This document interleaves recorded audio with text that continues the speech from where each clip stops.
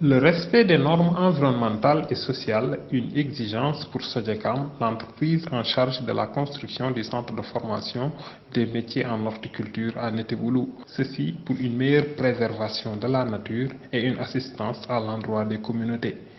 Si ce n'est pas respecté, ça peut bloquer un projet. La Banque mondiale y tient énormément. Et tous les projets internationaux, c'est un aspect qui est en première ligne dans l'environnement physique dans lequel le projet est bâti. Mais aussi l'environnement social. Parce que ce sont des populations qui sont concernées et qui doivent se sentir à l'aise par rapport au projet. Le taux d'exécution actuellement est environ à 59% en gros œuvres et puis autour de 30% sur le marché global. Bien sûr, le centre sera, Inch'Allah, et absolument opérationnel l'année prochaine, en 2020. C'est la capacité d'accueil. 210 apprenants qui auront la possibilité d'être logés dans le centre.